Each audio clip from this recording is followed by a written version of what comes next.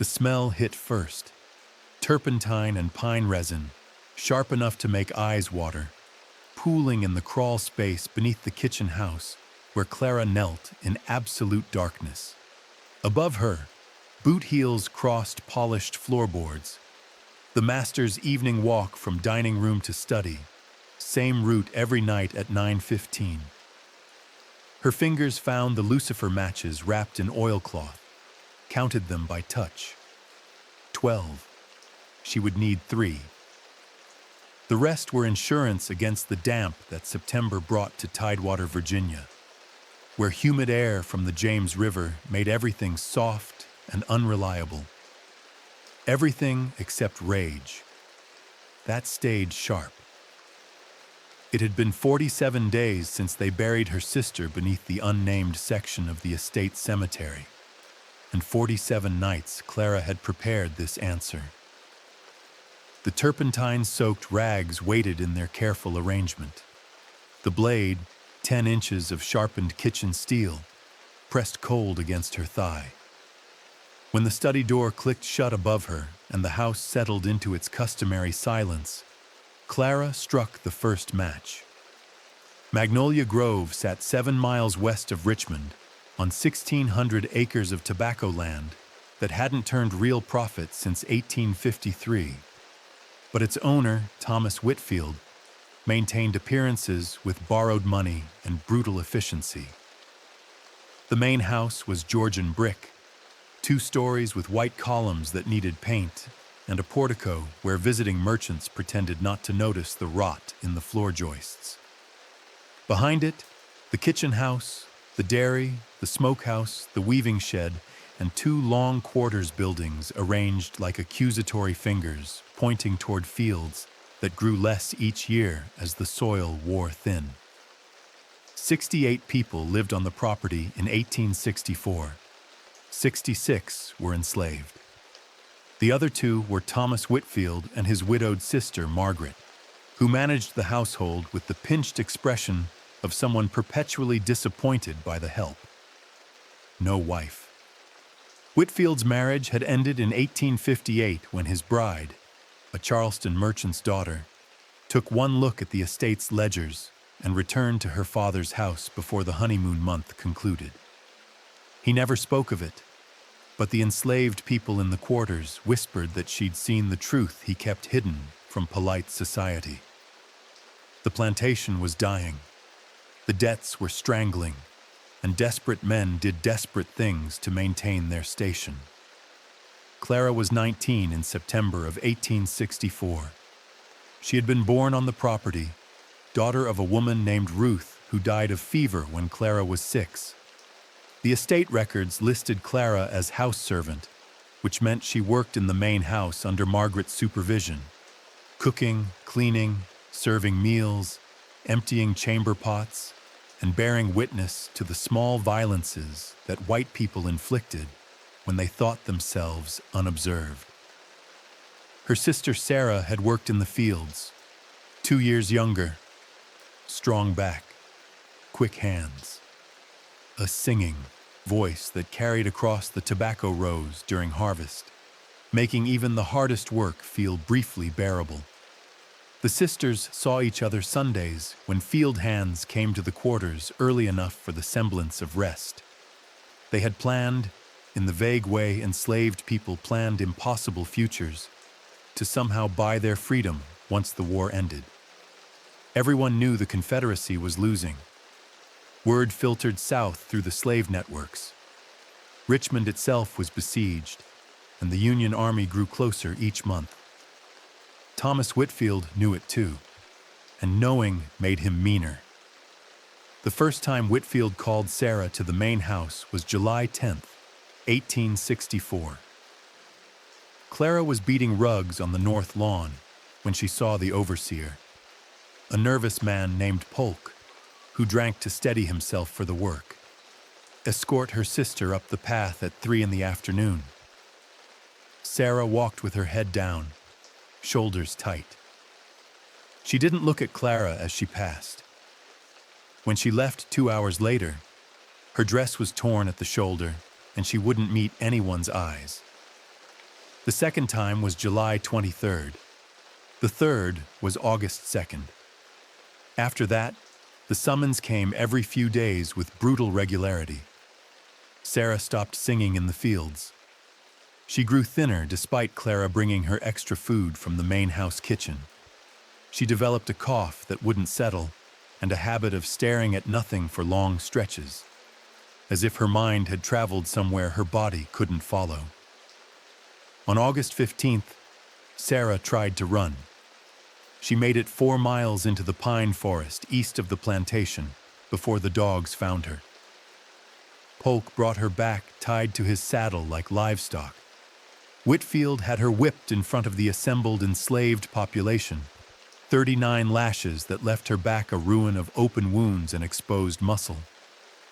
Margaret Whitfield watched from the portico, fanning herself against the heat. And when it was finished, she said only, "Perhaps now she'll learn obedience." Sarah lived 9 days after that. The wounds went septic despite Clara washing them with every remedy she knew: honey, tobacco juice, turpentine. On August 24th, just after dawn, Sarah stopped breathing. She was 17 years old. They buried her that evening in the section of the cemetery reserved for enslaved people, where wooden markers rotted away within a year and names disappeared into the soil. No preacher, no words.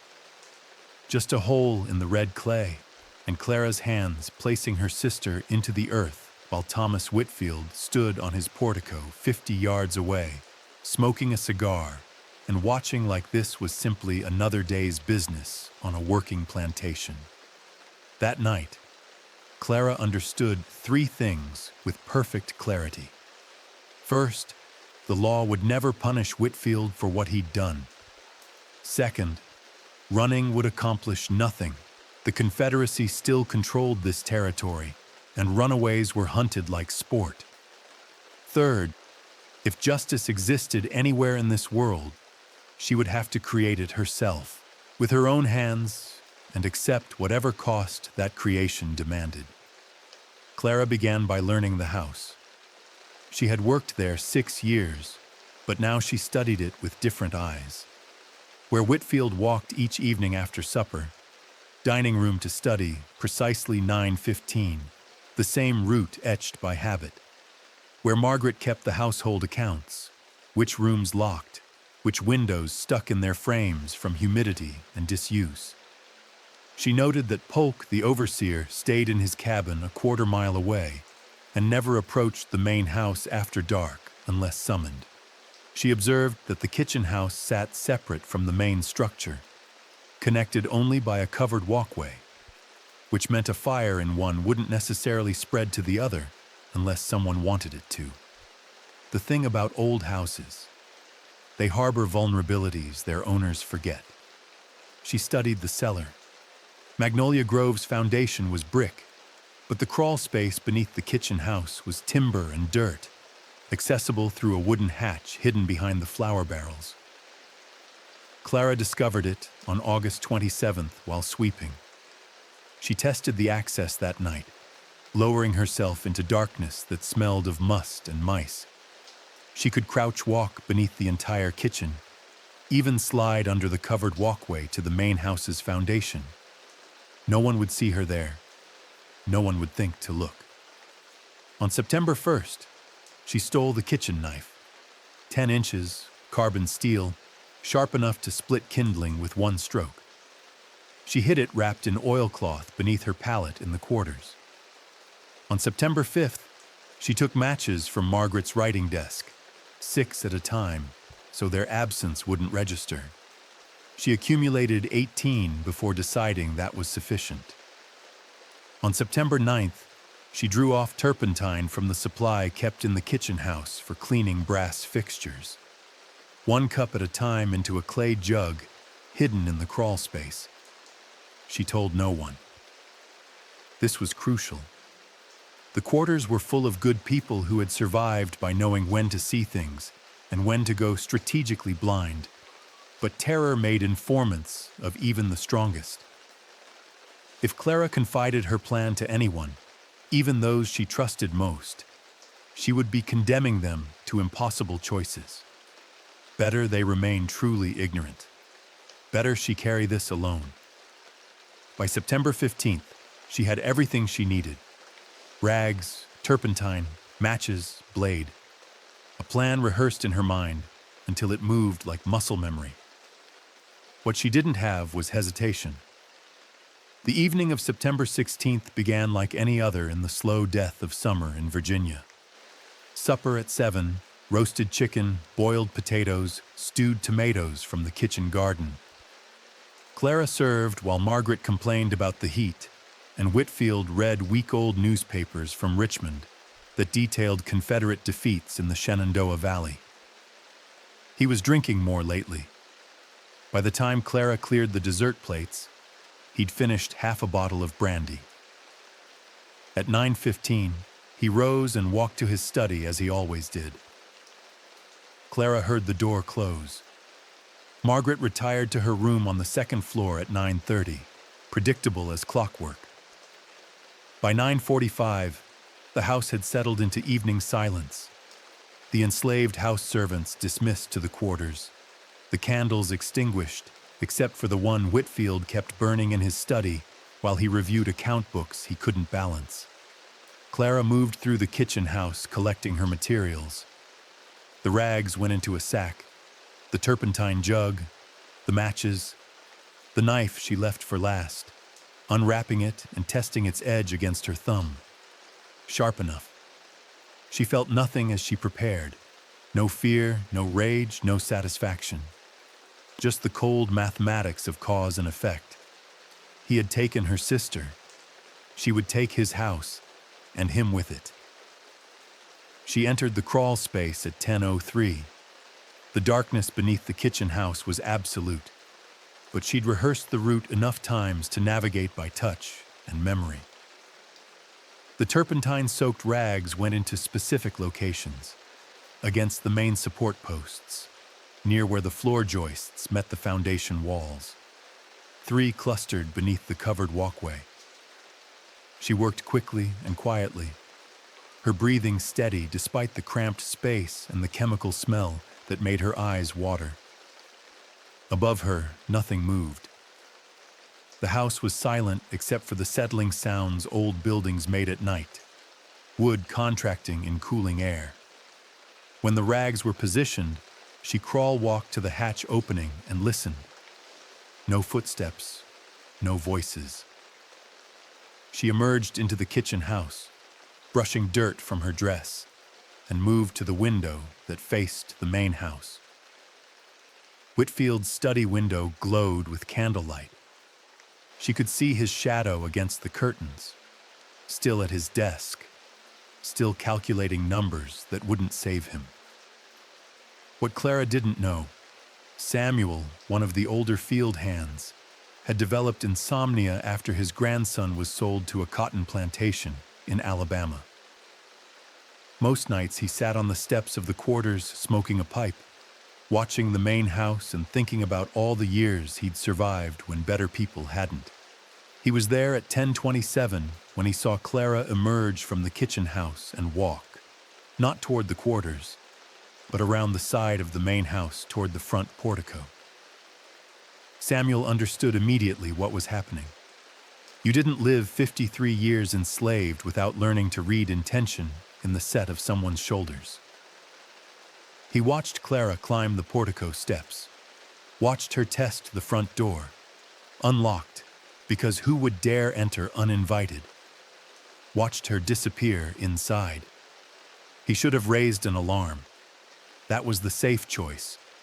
Alert the house. Prevent whatever was about to happen.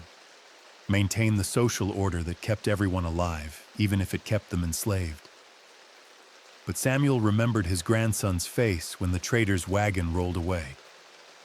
Remembered Thomas Whitfield counting money while a 6-year-old child screamed for his grandfather.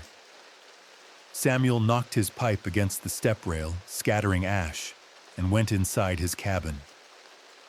Whatever was about to happen, he had seen nothing. In the quarters, others were awake despite the late hour.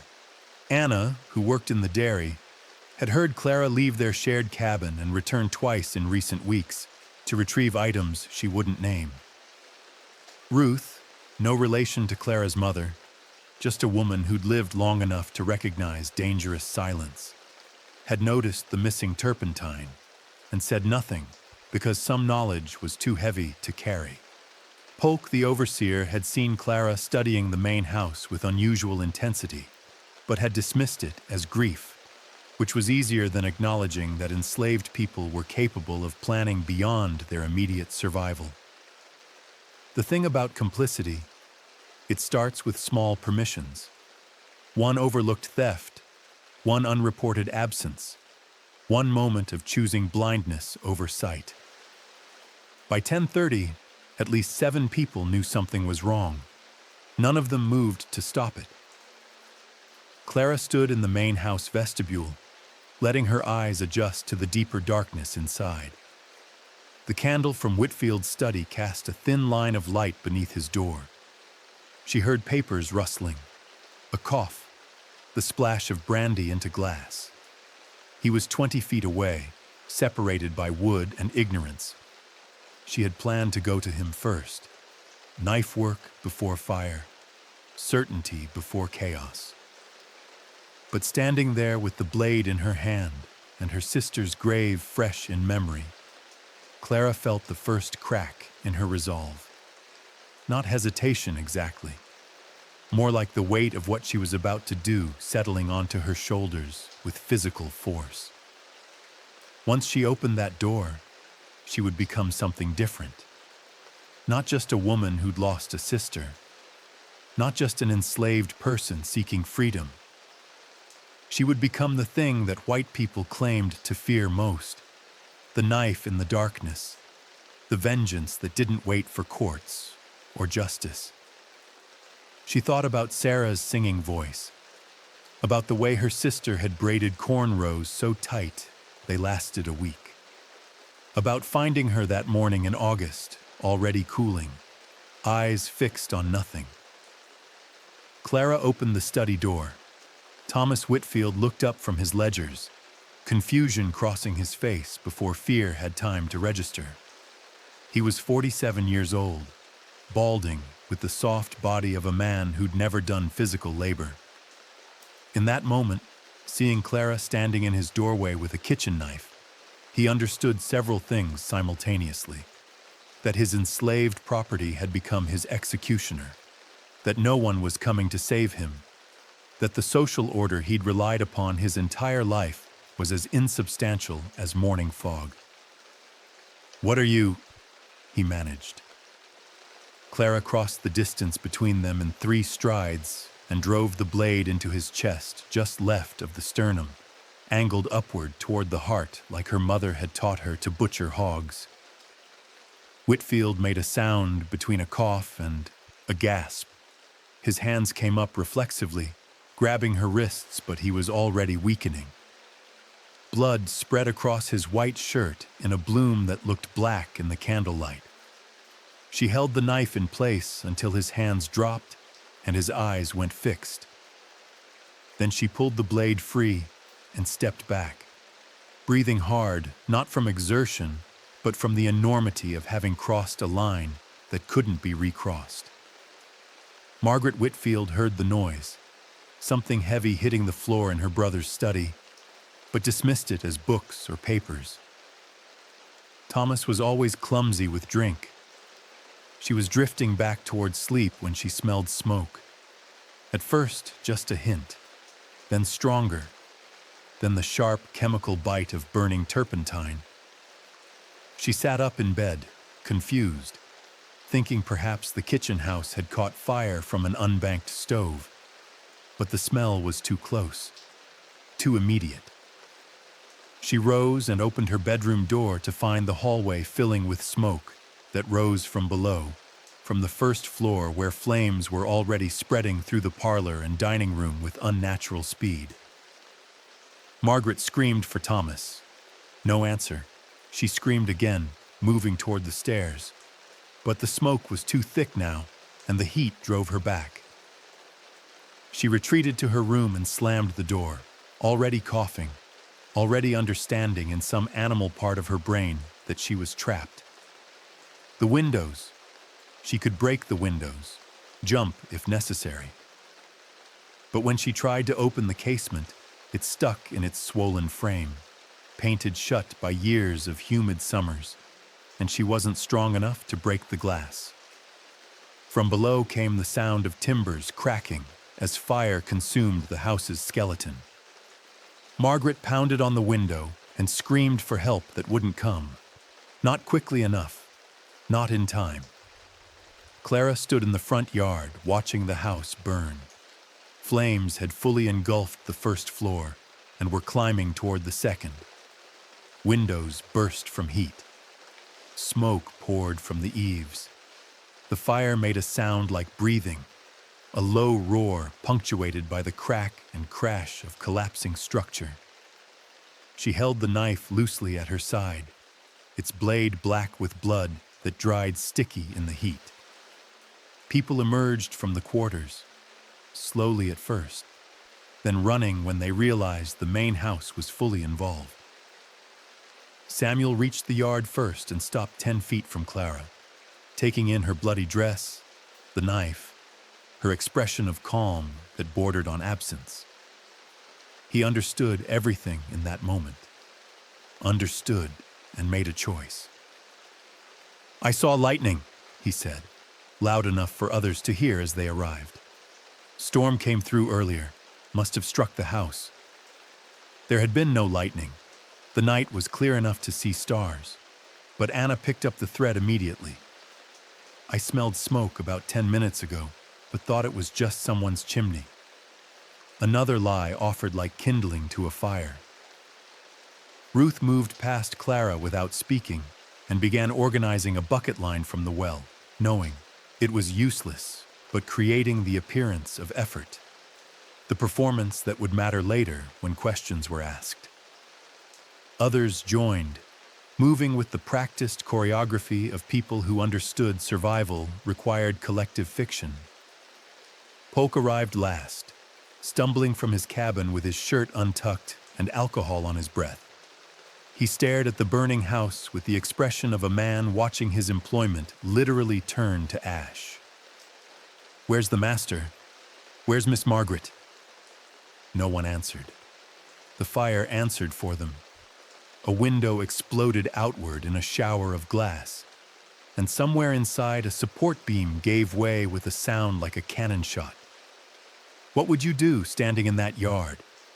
Would you have spoken truth and condemned Clara to execution? Would you have maintained the lie and made yourself complicit in double homicide? The people of Magnolia Grove's quarters chose complicity in real time, each person adding their small brick to the wall of protection they built around Clara's crime. Not because they loved her particularly, some did, some didn't, but because they recognized that her vengeance was also their own. That her refusal to accept her sister's murder as simply the cost of survival was a kind of resistance that belonged to all of them. By 11:15, the main house was beyond saving. By midnight, it was a shell of brick walls enclosing ember and ash. By dawn, it was a ruin.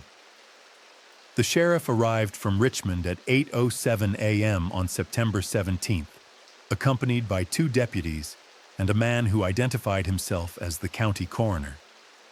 Sheriff Marcus Boyd was 51 years old, a Confederate veteran who'd lost his left arm at Fredericksburg and returned home to enforce what remained of civil order in a crumbling society. He'd seen enough death that 2 more bodies shouldn't have affected him, but there was something about finding Thomas Whitfield's corpse in the ruins of his study, charred but still identifiable, and notably bearing a stab wound to the chest that had nothing to do with fire, that made Boyd's jaw tighten. Margaret Whitfield's body was discovered in her second-floor bedroom, curled by the window she'd been unable to open. "Smoke inhalation," the coroner said. "She died before the flames reached her." Boyd questioned the enslaved population in shifts, starting with Polk, the overseer, who stammered through his account of being awakened by the fire. Then Samuel, who repeated his lightning story with the conviction of someone who'd had all night to believe his own lie. Then Ruth, Anna, others, each adding small details that reinforced the narrative of sudden disaster and heroic but futile rescue attempts. "Where's the house girl?" Boyd asked. "The one who worked inside? Clara, I think her name is?" A pause. Then Samuel. "She's resting, sir. Overcome by the smoke last night trying to get inside to save them. We had to pull her back or she'd have died too." Boyd found Clara in the quarters cabin she'd shared, with Sarah sitting on her pallet, with her hands folded and her dress changed to clean homespun. She looked up when he entered, and for just a moment, Boyd saw something in her eyes that made him reach instinctively for his pistol before he caught himself. "You worked in the main house," Boyd said, not a question. "Yes, sir." "Tell me what happened last night." Clara's account was simple and delivered in a flat voice that suggested shock. She'd been in the quarters when she smelled smoke. She'd run toward the house, but the fire was already too far advanced. She'd tried to enter through the front door to wake the master and his sister, but the heat drove her back. Others had pulled her away before she could try again. She'd watched the house burn, helpless. Boyd studied her face for tells. Averted eyes, nervous hands, sweat. He found none. Either she was an exceptional liar, or she genuinely believed what she was saying, or, and this was the possibility that made his stomach turn, she was confessing truth in the spaces between her words, daring him to hear it. "You have any idea how the fire started?" "No, sir." "Lightning, maybe? That's what some are saying." "Maybe, sir. I don't recall a storm, but I could be mistaken." Boyd let the silence stretch, a technique that often made guilty people fill empty air with incriminating detail. Clara simply waited, hands still folded, expression neutral. Finally, Boyd stood. "You think of anything else? You let me know." "Yes, sir." As he left the cabin, one of his deputies fell in step beside him. "Think she did it?" Boyd was quiet for a long moment, watching the enslaved people moving through morning routines around the smoldering ruins. "I think Thomas Whitfield was found with a knife wound in his chest. I think that wound was delivered before the fire started. I think someone in this compound knows exactly what happened. And I think if we arrested every person here and threatened them with hanging, not one would change their story. So what do we do?"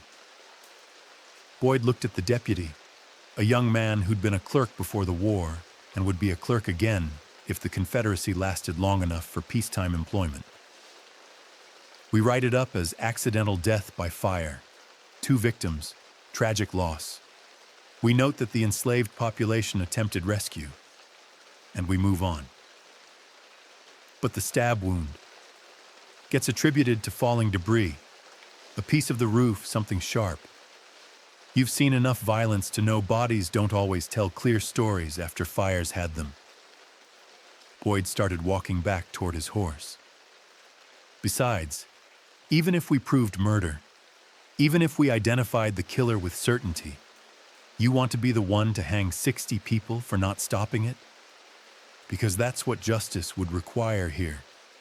Punishing the conspiracy of silence. And I'm not about to stretch that many necks when Richmond's already burning and the whole damn Confederacy's 6 months from collapse.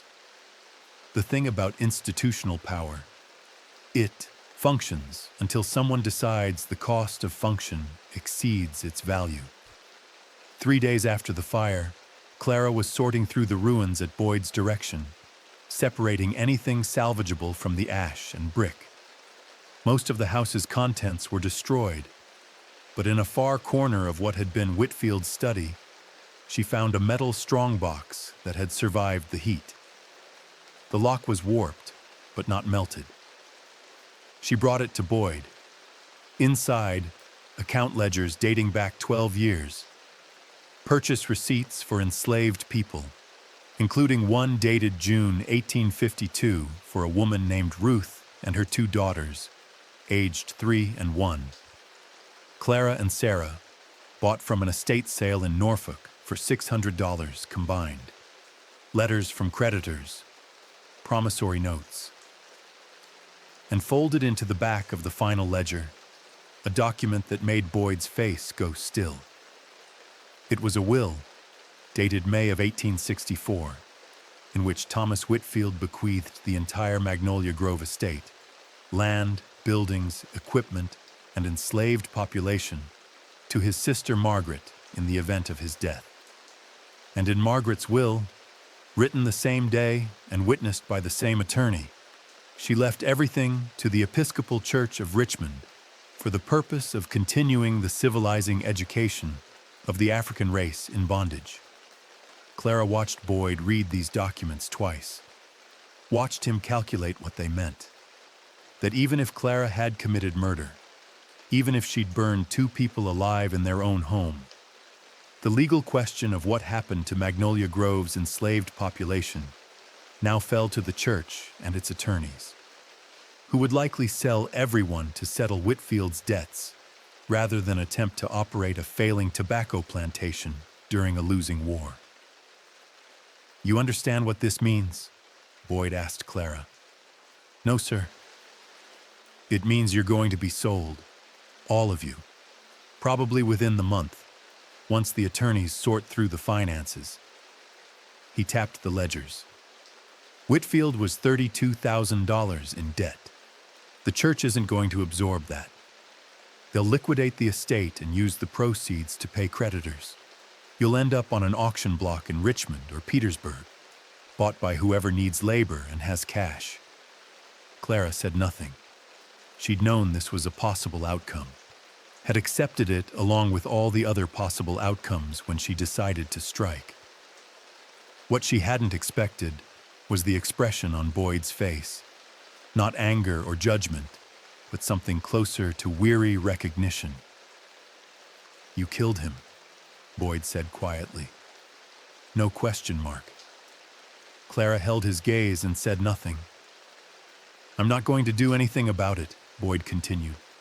"Can't prove it. Wouldn't matter if I could, not with the war where it is. But I want you to understand something." He leaned forward. "You think you got justice for your sister. Maybe you did. But justice has a price, and you're about to pay it. You and everyone else in those quarters. Because that fire you set, it freed you from Whitfield, but it chained you to whoever buys you next. And given what plantations are paying for labor these days with the Confederacy dying, that buyer's not going to be someone gentle." He closed the strongbox. "Actions have consequences, girl. Sometimes the consequences land on people who weren't even involved in the original sin. You remember that when you're picking cotton in Mississippi for a man who makes Whitfield look merciful." The church's attorneys arrived on October 2nd. 2 men in black suits who toured the ruins, examined the ledgers, and met with Boyd to receive his report on the fire. They spent a total of 4 hours at Magnolia Grove before returning to Richmond to file the necessary paperwork. On October 14th, a notice appeared in the Richmond Examiner. "Estate sale, Magnolia Grove property, livestock, equipment, and 66 prime hands to be sold at auction Saturday, October 22, to settle debts of the deceased Thomas Whitfield, Esquire." Clara heard about the notice third hand, from Anna, who'd heard from Polk, who'd seen the paper in town. The reality settled over the quarters like frost. 6 weeks after killing their master, they were being sold away. Not freed, not even maintained in their current location. Scattered to buyers across Virginia and beyond, families split according to whoever offered the best price. Samuel's insomnia worsened. Ruth stopped eating. Anna developed a cough that sounded too much like Sarah's final illness. The children went quiet, sensing adult fear even if they didn't understand its specifics. And Clara watched it all with the growing knowledge that Boyd had been right. Her vengeance had purchased nothing but suffering, distributed across everyone who'd protected her. On October 18th, 4 days before the scheduled auction, Clara approached Samuel on the quarter steps where he sat smoking his nightly pipe. "I should confess," she said. "Tell Boyd the truth. Maybe if they know it was just me, they'll spare the others from sale."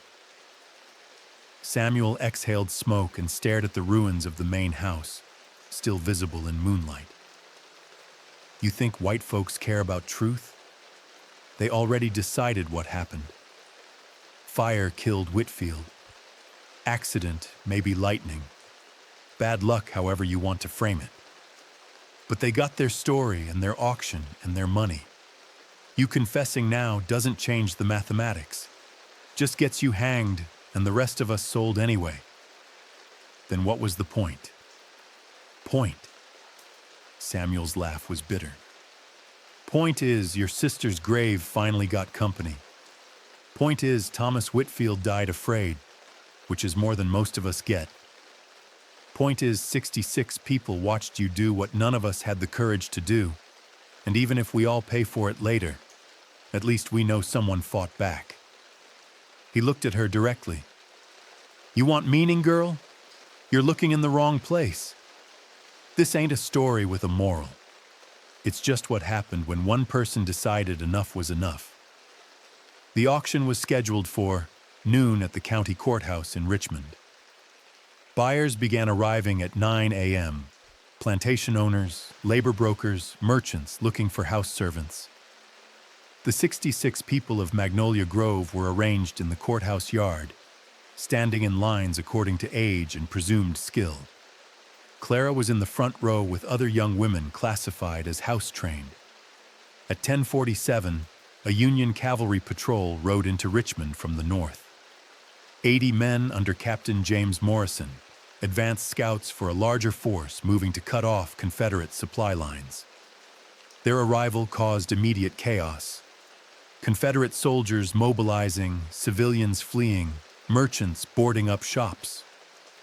The auction paused as everyone tried to understand what the Union presence meant. It meant the war had finally reached Richmond's doorstep. By 11:15, Morrison's patrol had occupied the courthouse and claimed authority over all Confederate property in the immediate area, including enslaved people awaiting sale. The church's attorneys protested. Morrison was unmoved. By order of the United States Army and under authority of the Emancipation Proclamation, all persons held in slavery in territories under Union control are hereby declared free. That includes these people. Auctions canceled. The thing about history's pivots, they arrive without ceremony. Clara stood in the courthouse yard, trying to process the words. Free, not sold. Free. The other 55 people around her were equally frozen, waiting for the trick, the reversal, the moment when white authority reasserted itself. But Morrison's men simply began directing them away from the courthouse, telling them they were no longer property. They could go wherever they wished. The Union Army would provide temporary provisions and assistance. Samuel found Clara in the crowd. "You believe this?" "I don't know what to believe." "War's ending," Samuel said, his voice wondering. "Confederacy's dying just like everyone said. We're actually going to be free." Sarah didn't live to see it. "No, but you made sure she was avenged before it came." Samuel gripped Clara's shoulder. "That matters. Maybe not in ways that fix anything, but it matters." Over the next 3 days, as Morrison's patrol established temporary authority and Confederate forces retreated from Richmond's outskirts, the 66 people of Magnolia Grove dispersed. Some went north with the Union Army. Some stayed in Richmond seeking work. Some simply vanished into the chaos of a society in collapse. Clara remained for 72 hours, helping organize supply distribution before deciding what came next. Clara left Richmond on October 25th, walking north on roads clogged with refugees, deserters, and freed people, all heading toward the contested territory where Union control promised at least the possibility of new lives. She carried nothing but a small bundle of clothes and the kitchen knife, cleaned and wrapped in cloth. She had no destination in mind beyond a way. She made it 18 miles before Union soldiers stopped her at a checkpoint. They were processing freed people, taking names, trying to create records where none existed. A lieutenant with kind eyes asked her story, and she told a version of truth. Enslaved at Magnolia Grove, freed when Morrison's patrol reached Richmond. Sister died that summer. She didn't mention the fire, didn't mention the knife currently hidden in her bundle. Some stories weren't for telling. The lieutenant directed her to a contraband camp 10 miles further north, where freed people were receiving temporary shelter and federal assistance. She arrived after dark, found a tent with space for one more body, and lay awake listening to other people's whispered stories of escape, loss, and careful hope. She thought about Sarah, about whether vengeance had been worth its cost, about Boyd's words regarding consequences and chains. She had no answers, just the memory of her sister's singing voice and the satisfaction of knowing Thomas Whitfield died afraid. In early November, Clara found work in a Union Army camp washing laundry for soldiers. It paid 15 cents daily. Not much, but the first money she'd ever earned for her own labor rather than someone else's profit. She saved it carefully, keeping the coins in a tobacco tin she'd found discarded. By December, she had $3.20. By January, $6.50. The war ended in April of 1865. Clara was in Alexandria by then, working in a boarding house for freed people who were moving north toward cities where jobs and family might be found. She heard about Lee's surrender third hand, from a soldier passing through who'd witnessed it at Appomattox. She felt nothing at the news. No joy, no relief. Just the hollow recognition that the world had changed in ways that would take years to understand. In 1867, Clara moved to Philadelphia. She worked in a textile factory, sharing a boarding house room with 2 other women, and slowly built something approaching a normal life. She married in 1870, a man named Marcus who worked on the docks and didn't ask too many questions about her past. They had 3 children. She told them about their Aunt Sarah who died young, but not how or why. Some truths were too sharp for inheritance. The Magnolia Grove property was sold in 1868 to a timber company that cleared the remaining trees and divided the land into parcels. The ruins of the main house were demolished in 1871. By 1880, nothing remained to suggest the plantation had ever existed, except property records and fading memories in the people who'd survived it. Clara never returned to Virginia, never spoke publicly about the fire or her role in it. But in 1893, after Marcus died and her children were grown, she wrote a letter to her eldest daughter. In it, she described September 16, 1864, in careful detail, the crawl space, the turpentine, the knife, the choice to cross a line that couldn't be recrossed. She explained about Sarah, about the calculations that led to murder and arson, about living 49 years with the knowledge of what she'd done and choosing, every morning, not to regret it. I tell you this, the letter concluded, not because I am proud, but because I want you to understand something about survival. Sometimes it requires becoming the thing you hate. Sometimes justice costs everything and delivers nothing but the cold satisfaction of balance. Your Aunt Sarah deserved to live. She didn't. The man who killed her deserved to die. He did. That's all the justice there is, and all the justice I could make. If that makes me a murderer, so be it. I've carried worse names. The daughter kept the letter until 1921, when she donated it to the Negro Historical Society in Philadelphia, along with other family papers. It remains in their archives today.